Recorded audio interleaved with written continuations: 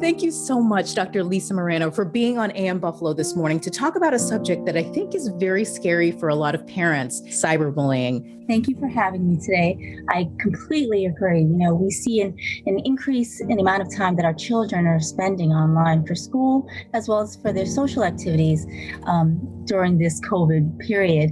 And cyberbullying has become a growing concern for families.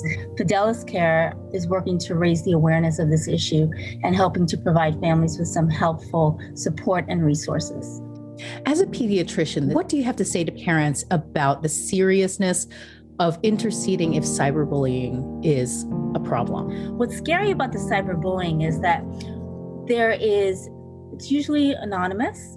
There's no face-to-face interaction. It can persist and it can happen throughout the day, as opposed to face-to-face bullying, where there's limited time and a child can feel an escape from it. So understanding that dynamic and how overwhelming that can be for a child is really important.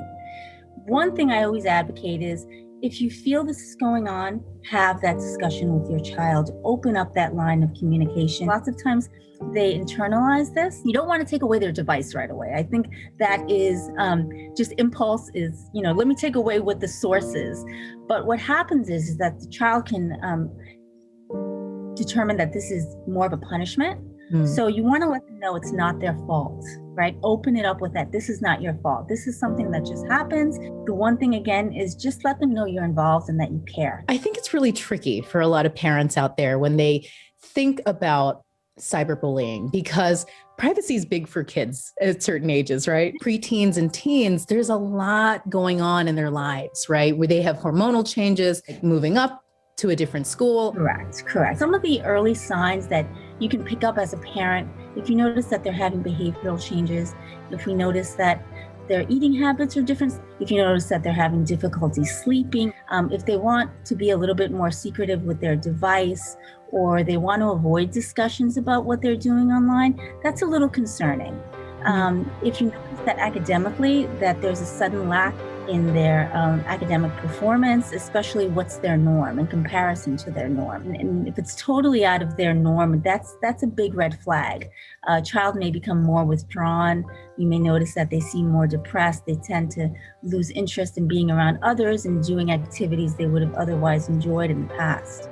When should a parent seek outside help? So after you have that discussion, determine if it's appropriate at that time that you have to involve school administration, depending on the situation that's occurring individual for you and your child, do so.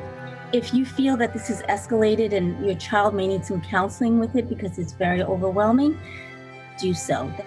If it's more severe and there's any concern for physical harm, don't be afraid to, involve the police and the authorities. So if people need more information, and I know that Fidelis Care has resources for them, where should they go? They can go to fideliscare.org. And the good push now with COVID, I think, is that we're recognizing the importance of truly being healthy is having a healthy state of mind.